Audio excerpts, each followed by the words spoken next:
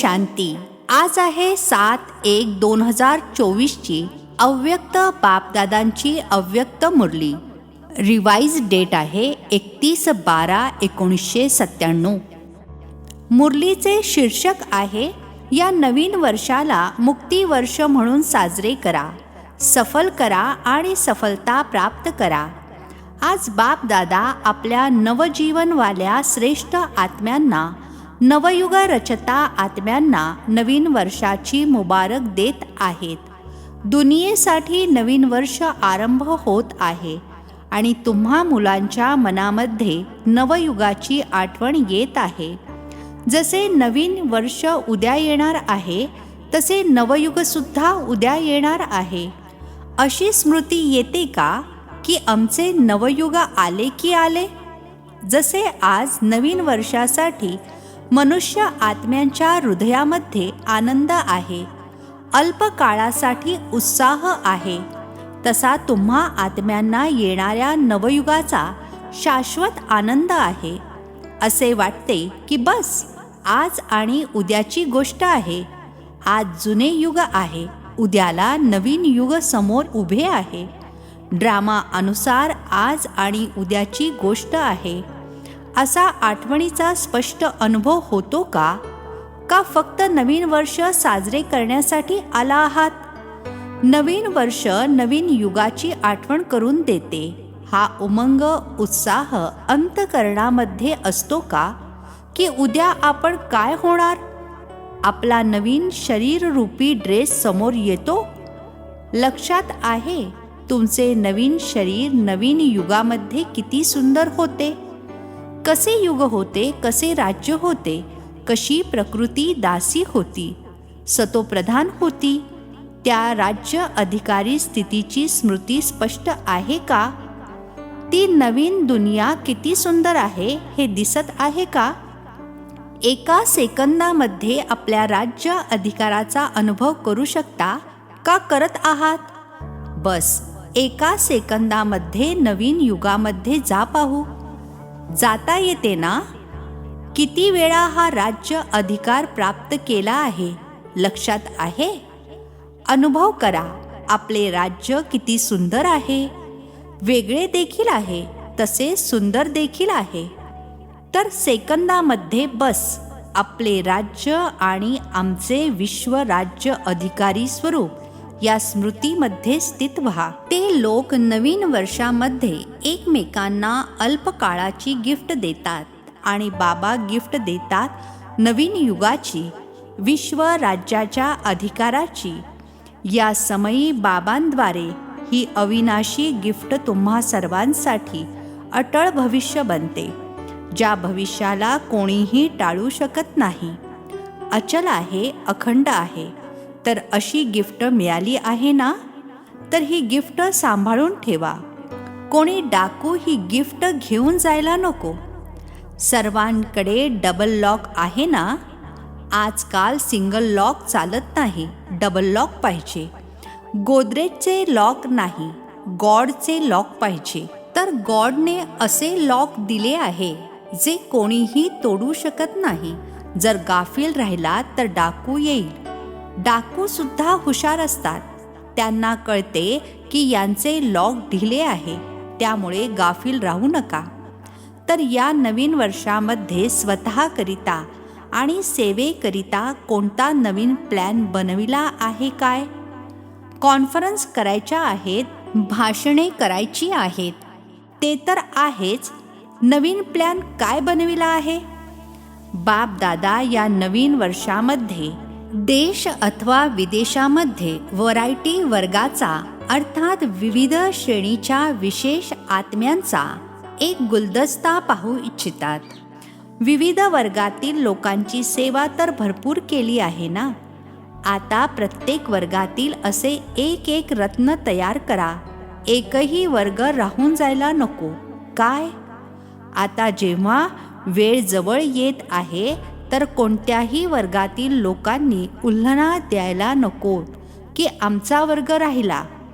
प्रत्येक वर्गामध्ये विशेष असा प्रत्येकी एक अशा क्वालिटीवाला असावा की जो माईकचे अर्थात भाषण करण्याचे काम करू शकेल. कारण जशी वेळ जवळ येत आहे तसे तसे सर्व वर्गवाले, सर्व धर्मवाले सर्वांच्या मुखातून एकच आवाज निघावा की बाबा आले. कारण या संगम युगामध्ये सर्व धर्मस्थापक आत्म्यांमध्ये अथवा सर्व वर्गांच्या आत्म्यांमध्ये बीज पडणार आहे. ते आपल्यामध्ये एवढी शक्ती घेऊन जातील जे पुन्हा आपापल्या वेळेला वर्ग अथवा धर्माचे इन्व्हेंटर अर्थात धर्मस्थापक बनतील. तर सर्व प्रकारचे बीज तुम्हाला तयार करायचे आहे, जे समयानुसार आपल्या आपल्या डिपार्टमेंटचे निमित्त बनतील. कारण बीज बाबा आहेत आणि तुम्ही ब्राह्मण आत्मे बुंधा आहात. सर्व आत्मे हे बीज आणि बुंध्यातूनच निघतात. तर असा गुलदस्ता बाबांच्या समोर आणा. विदेशवाल्यांनी सुद्धा आणि देशवाल्यांनी सुद्धा एक एक सॅम्पल अर्थात नमुना आणा. या सॅम्पलद्वारेच अन्य अनेक जण आपोआप बनतात. परंतु एक एक पॉवरफुल माईक बनू दे. तर असे बीज म्हणा, धर्म अथवा वर्ग म्हणा, नाहीतर व्हरायटी फुलांचा गुलदस्ता म्हणा, तयार झाला पाहिजे. एकही सुटू नये.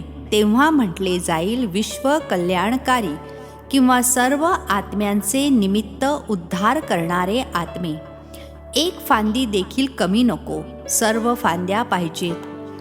भले तुमच्या नवयुगामध्ये असे अनेक वर्ग असणार नाहीत, परंतु त्या आत्म्यांमध्ये देखील द्वापर अथवा कलियुगामध्ये जे इन्व्हेंटर निमित्त आहेत त्यांना शक्ती तुमच्याद्वारेच मिळणार आहे. ज्याप्रमाणे सर्व धर्मपिता तुमच्या समोर बाबांचा झेंडा, प्रत्यक्षतेचा झेंडा फडकविण्यासाठी सहयोगी बनतील, तसेच सर्व वर्गवाले सुद्धा प्रत्यक्षतेचा झेंडा फडकविण्यासाठी सहयोगी बनतील. तेव्हा म्हणणार सर्वांच्या सहयोगाने सुखमय दुनियेची स्थापना. सहयोगी बनत आहेत, परंतु त्यांच्यामधून आता विशेष आत्म्याला सहयोगामध्ये पुढे करा. निमित्त बनवा. निमित्त बनण्याचे बीज टाका. समजले काय करायचे आहे? विदेशामध्ये सुद्धा आता IP अथवा VIP सोबत संपर्क साधणे तर सोपे झाले आहे ना? अवघड नाही आहे ना? अवघड आहे की सोपे आहे? तर तुम्ही सर्वजण जेव्हा दुसऱ्या न्यू इयरमध्ये पुन्हा याल तेव्हा पुढील न्यू इयरची भेट म्हणून बाप दादा असा गुलदस्ता पाहू इच्छितात. 1 वर्ष आहे, कमी नाही आहे. देशवाले सुद्धा करतील, विदेशवाले सुद्धा करतील ना? तर सगळ्यांनी हाजी म्हटले. नक्की करणार. म्हणा झाल्यातच जमा आहे. फक्त निमित्त बनायचे आहे. डबल विदेशी बोला. सर्व विदेशी टाळ्या वाजवा. अच्छा, बघूया पहिले कोण तयार करते ते, देशवाले की विदेशवाले, आणि किती मोठा गुलदस्ता तयार करता ते. ठीक आहे ना? चारी बाजूंचे ऐकत आहेत. देशातील सुद्धा ऐकत आहेत आणि विदेशातील सुद्धा ऐकत आहेत. आता उमंग येऊ लागला आहे. त्यांच्या मनामध्ये प्लॅन बनत आहेत. असे करायचे, तसे करायचे. अच्छा, ही तर झाली विश्वसेवा. स्वतःसाठी काय करणार? तो देखील प्लॅन तर असणार ना? कारण जर स्वकल्याणाचा श्रेष्ठ प्लॅन बनवला नाहीत तर विश्वसेवेमध्ये सकाश मिळू शकणार नाही. म्हणून बाप दादा सर्वांच्या हृदयामधील उमंग उत्साहाला जाणून हेच म्हणतील की प्रत्येक उत्सवामध्ये मुलांनी, मग ते गोल्डन जुबलीवाले असोत, डायमंड जुबलीवाले असोत, सिल्वर जुबलीवाले असोत, नाही तर आणखीन देखील ज्या जुबली होणार आहेत, सर्वांनी हृदयापासून उमंग उत्साहाने आपल्या मनामध्ये बाबांबरोबर हा वायदा केला आहे की आम्ही बाप समान बनूनच दाखवणार. सर्वांनी हा वायदा केला आहे ना? डबल फॉरेनर्सनी वायदा केला आहे का? सर्वांनी हात हलवला. अच्छा, अभिनंदन आहे. वायदा तर खूप गोड, खूप चांगला, खूप सुंदर, खूप शक्तिशाली केला आहे. आता फक्त निभावत राहायचा आहे. वायदा करणारे त्यावेळेला खूप उमंग उत्साहाने करतात. हिंमतसुद्धा खूप चांगली ठेवतात. आणि मग काय होते? कधी माया उंदराच्या रूपामध्ये येते, कधी मांजराच्या रूपामध्ये येते. मांजर काय करते? म्याऊ म्याऊ करते ना. तर मुले काय करतात? मी मी मी. तर ही मांजराची म्याऊ म्याऊ करायची नाही. उंदीर काय करतो?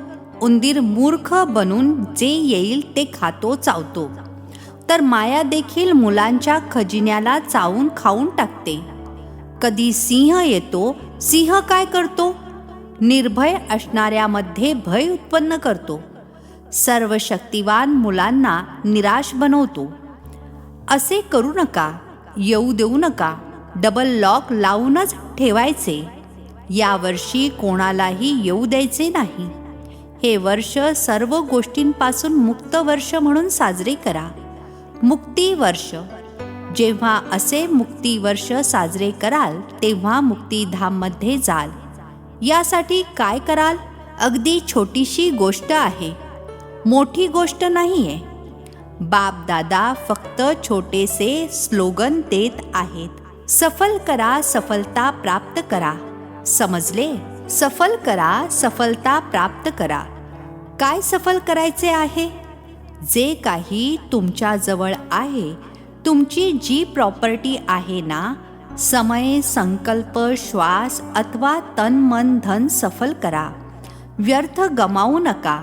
आणि ऐवेलसाठी अर्थात गरजेच्या वेळेसाठी देखील सांभाळून ठेवू नका.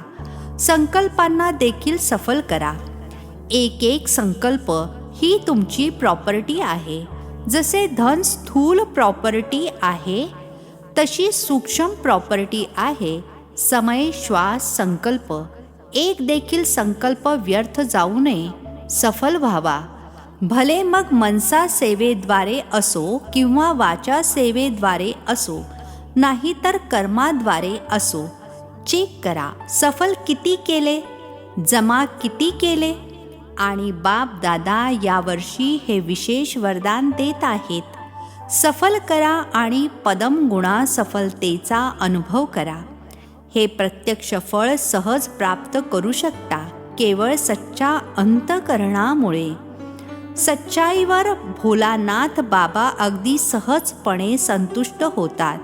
म्हणून सफल करा. ज्ञान धन, शक्तींचे धन, गुणांचे धन प्रत्येक वेळी सफल करा. सफल करता येते की व्यवस्थित बाजूला करून ठेवायला किंवा सांभाळून ठेवायला येते? बाजूला काढून ठेवू नका, कार्यामध्ये लावा. जर म्हणता की सर्व काही अचानक होणार आहे, एव्हर रेडी बनायचे आहे, तर जे काही आहे त्याला सफल करा. बाप दादांना नको आहे, स्वतःसाठी जमा करा. बाप दादा तर दाता आहेत, परंतु सफल करणे अर्थात जमा करणे. कारण बाप दादांनी समयानुसार जमेचे खाते पाहिले. प्रत्येक मुलाचे जमेचे खाते बापदादांपाशी आहे. तर जमेच्या खात्यामध्ये काय पाहिले? बरीच मुले असे समजतात किंवा असे खूपदा म्हणतात की आमचे हे सुद्धा जमा आहे, हे सुद्धा जमा आहे. बाहेरून जमेच्या खात्याचे खूप वर्णन करतात, परंतु जमेच्या खात्यामध्ये जे जितके म्हणतात समजतात त्यापेक्षा बाबांकडे खूप कमी जमा आहे. कारण काय? तोच पहिला धडा, मी आणि माझेपणा. मी केले, ही माझी सेवा आहे, हे माझे काम आहे. तर जमा करते वेळी ते समजतात की आपण जमा करत आहोत, परंतु ते ॲटोमॅटिक जमेच्या खात्यातून निघून व्यर्थच्या खात्यामध्ये जमा होते. ही ॲटोमॅटिक सूक्ष्म मशिनरी आहे. बाबांनी करवून घेतले, बाबांची सेवा आहे, माझी सेवा नाही. मी केले नाही, वर्णन करू नका. मी हे केले, मी हे करते, मी हे करतो, हे मी नको. बाबा बाबा बोला तर पदम गुणात जमा होईल आणि मी माझे बोलला तर ट्रान्सफर होऊन व्यर्थच्या खात्यामध्ये जमा होऊन जाईल. ही ॲटोमॅटिक मशिनरी खूप फास्ट आहे. तुम्हा लोकांना माहितीसुद्धा होत नाही. याची चेकिंग देखील अतिशय सच्चाईने मीपणापासून न्यारेहून करणारेच करू शकतात.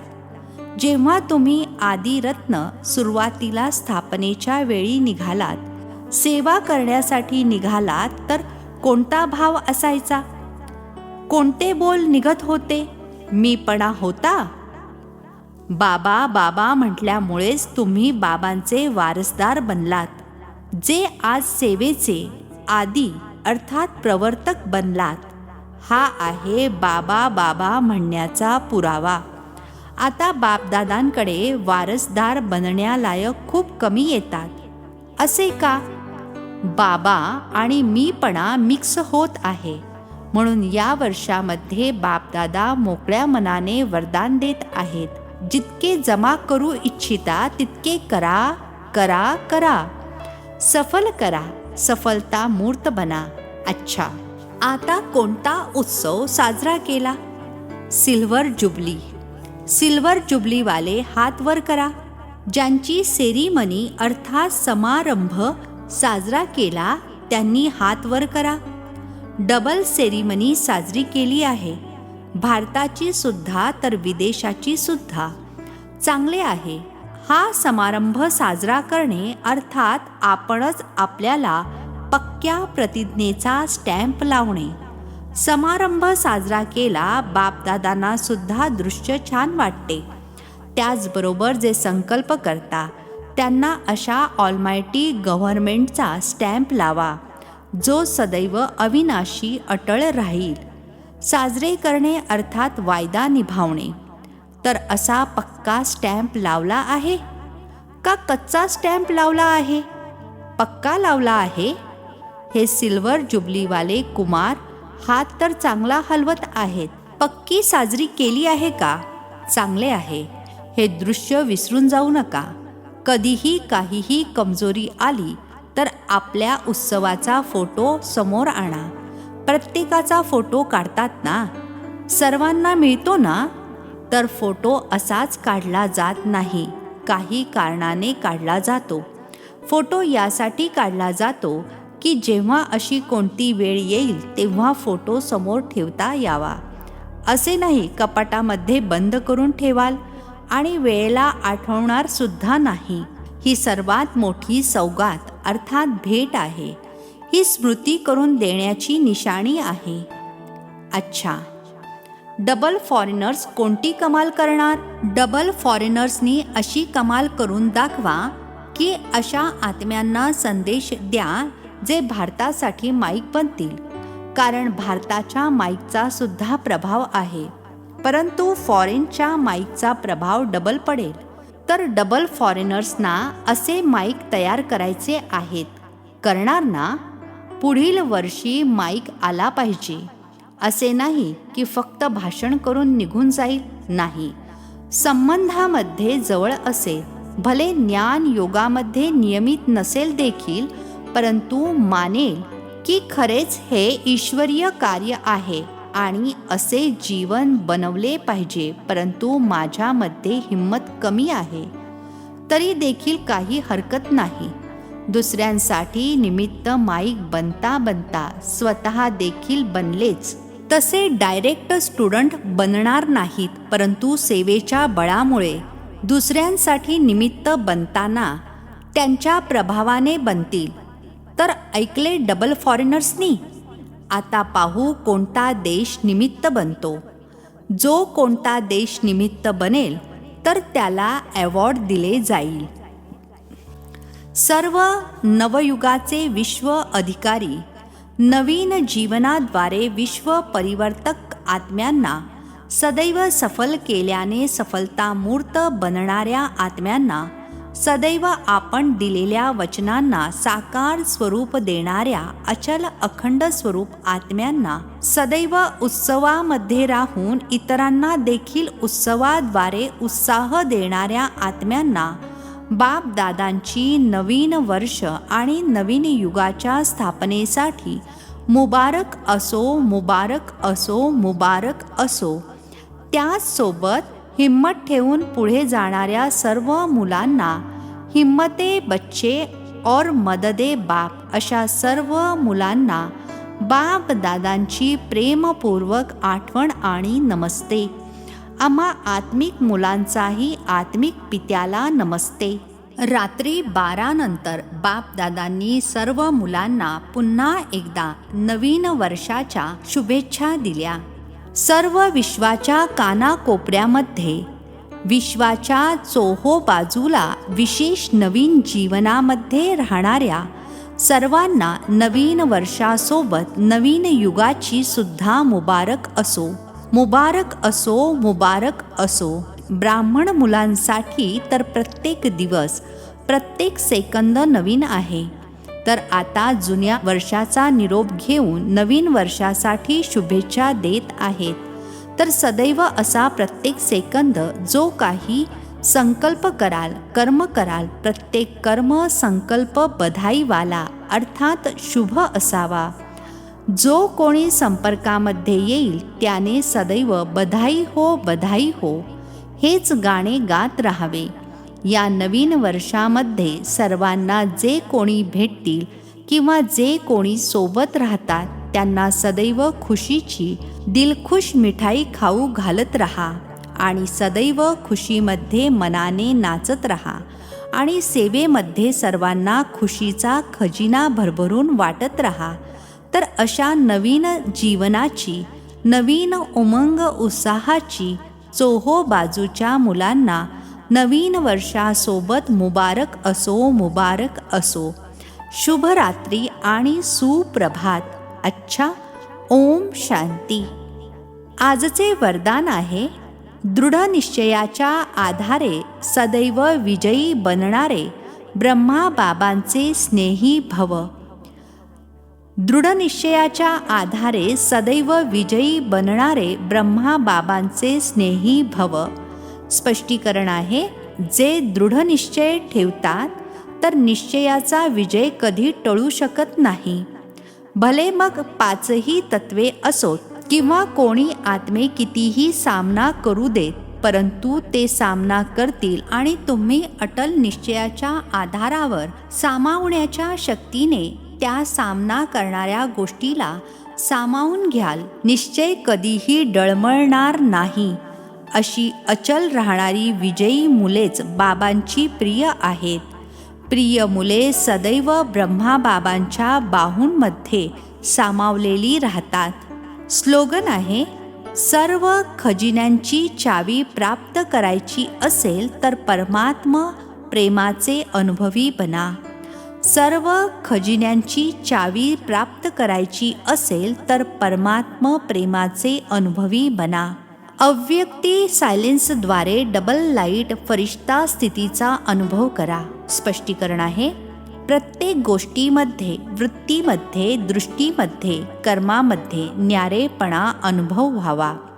हा बोलत आहे परंतु न्यारा न्यारा, प्यारा प्यारा वाटतो. आत्मिक प्यारा. नंबर 1 ब्रह्माच्या आत्म्यासोबत तुम्हा सर्वांना देखील फरिश्ता बनून परमधाममध्ये जायचे आहे. तर मनाच्या एकाग्रतेवर अटेन्शन द्या. मनाला ऑर्डरप्रमाणे चालवा. अच्छा, ओम शांती. नवनवीन मराठी व्हिडिओज प्राप्त करण्यासाठी सबस्क्राईब करा मराठी गॉडलीवूड चॅनलला.